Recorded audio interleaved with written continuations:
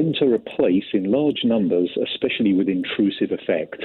Now, I'd say yes, technically that's correct, but I agree it's being used possibly for inflammatory purposes. What I object to, if you don't want to use the word invade, I want you to stop your callers, especially from the liberal left and from the political classes, referring to, for example, trafficking. Technically, absolutely none of these people are being trafficked. Refugees and asylum seekers, not a single one of the people crossing the channel is an asylum seeker or refugee because they're coming from a safe country, France. Language is important, and the problem is that language is being hijacked by the left and the ruling classes to justify wholesale and huge immigration to the country, which the majority of working class people, poor people, who are the ones that suffer because it's their GP surgeries and their schools and their housing estates that are being filled up and put pressure on, are the ones who suffer. Whereas, and this ties into the story about high wages because the lack of free, cheap labour coming in immigration, that's good for the people working in supermarkets, by the way. Not good for people like you who want an illegal immigrant to clean their car or clean their house. All right. OK. I'd like to challenge you on a few things, but I'm fortunate that we can have someone who can give us some input for both of our sides. Nick, grateful, and I hear what you say about the importance of words, but we must break off to welcome to the conversation Robert Jenrick, who's a Conservative MP and Immigration Minister, who joins me now.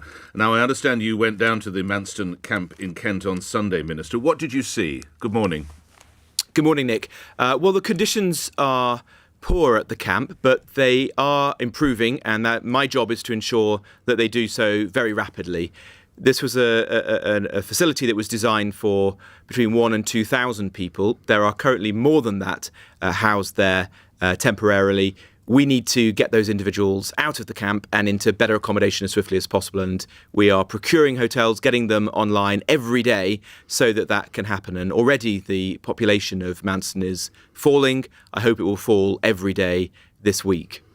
I note that some local authorities are fighting back against attempts to book up hotels to house asylum seekers in their areas. Would you welcome them to hotels in Newark? Well, there isn't one in Newark, but there are very near to my constituency. And I appreciate the concerns of local authorities and communities. Of course I do.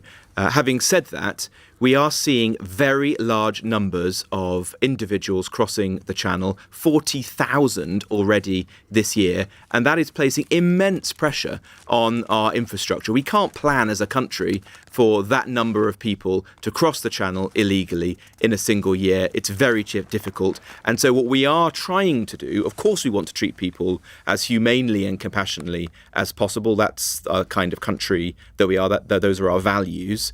But we have to try to spread those individuals out as evenly as we can across the country so that no one place is unduly put under pressure. And so that does mean booking hotels in multiple locations across the country whilst we try to fix this problem. And we fix the problem firstly on the domestic side by processing the claims as quickly as we can, but internationally by bearing down on the despicable gangs and criminals who are bringing people across the channel and working with other countries like France, like Albania, to try to deter people from making these crossings. You say you're dealing with compassionately. One of your Conservative colleagues, an MP in the area, says, Roger Gale says this is almost a manufactured crisis, Minister. Is he wrong? Well, I have great respect for Sir Roger Gale. In fact, I spent Sunday evening with him at Manston, and he's an exemplary constituency member of Parliament who has been following this issue very closely. He, I think, was the first to say himself that the Manston site was operating well just a matter of weeks ago and can work well if we can reduce the number of individuals who are being accommodated there. My job is to reduce that as quickly as we can. But he said it was manufactured. He is wrong then when he says it's manufactured.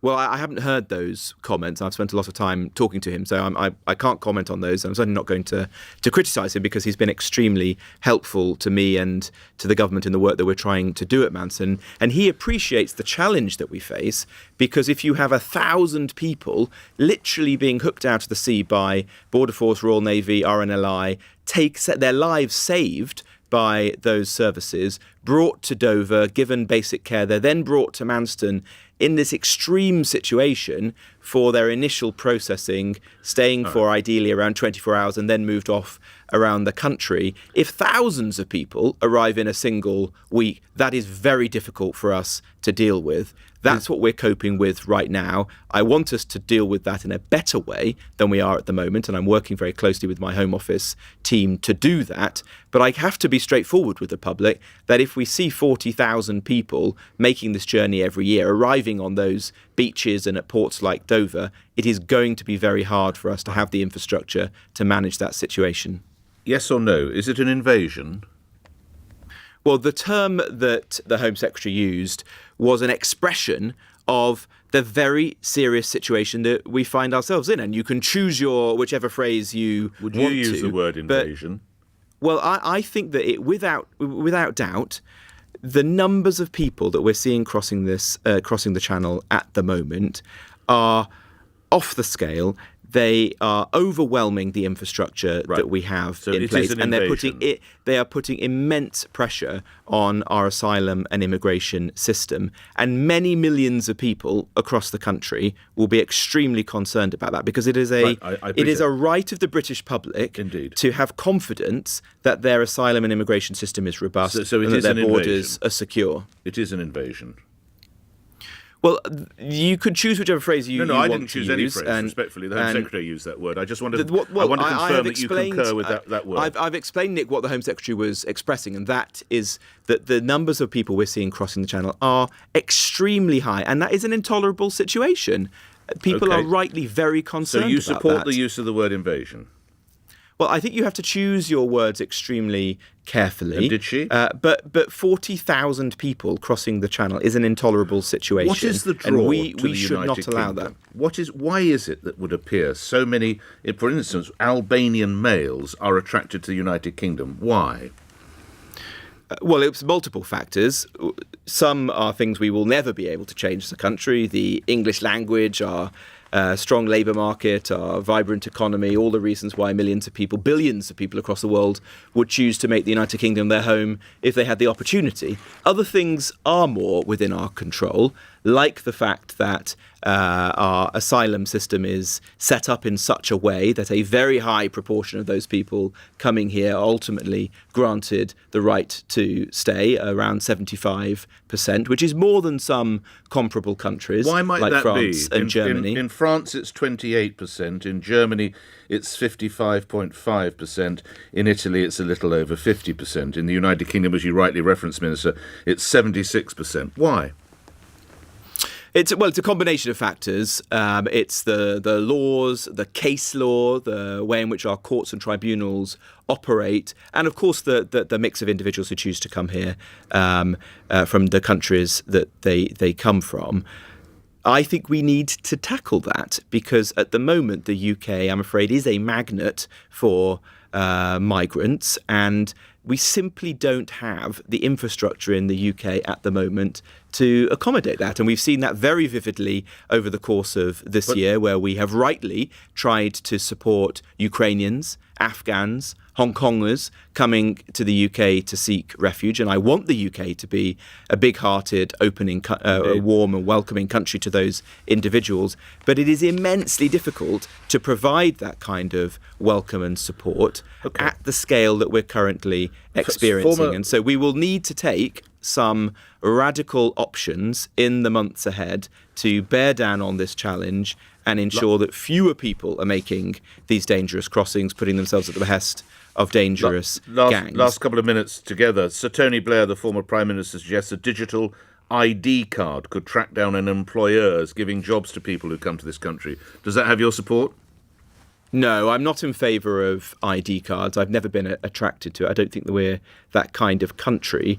I do think there may be other things that we can do in the labour market to make it more challenging for employers to employ or to pay illegal migrants, because the case you gave earlier of Albania, for example, a quarter of all migrants coming to the UK this year have come from Albania. They are mostly young males. They're coming here for economic reasons, sometimes for criminality. And so I want my border force and immigration enforcement teams to be working overdrive in the months ahead to tackle the businesses that are breaking the law and employing these individuals. Last couple of questions. LBC is running a story that a senior Home Office figure believes migrants being detained at these camps rather than moved to hotels nearby is because a lot of the areas around there in Kent are Conservative supporting areas, and that's why it's sought to move people out of those particular constituencies. Might that be accurate?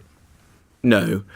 The people who live in Kent have faced a huge burden as a result of illegal migration, not just this year, but over many, many years. And I have huge sympathy for them and their local councils, the work that they have had to do on behalf of the whole country. We are working to try to disperse individuals across the whole of the United Kingdom so that this burden is borne fairly. There's no politics in that. It's a simple matter of practicality. But that is a symptom of the problem, which is that too many people are crossing the channel illegally in these small boats, and our job is to try to tackle that. There are no easy answers to that, but that is what Suella Braverman and I will be doing, and I think you can tell, I hope, from what I've said this morning and what Suella said in the House yesterday, that we will be tackling this as hard as we possibly can in the months ahead. Lastly, you did mention the Home Secretary. Ask this, Minister, if you'd broken the Ministerial Code 6 times in 6 weeks, would you expect an invitation to return to Cabinet?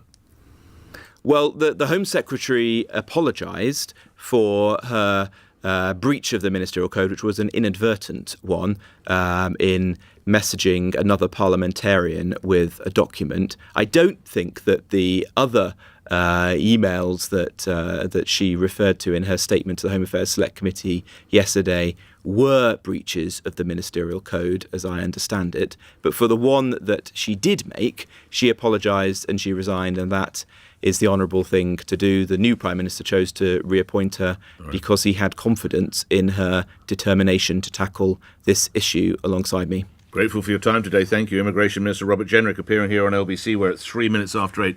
News is next. On your radio, on Global Player, and Play LBC. Leading Britain's conversation. This is LBC. From Global's news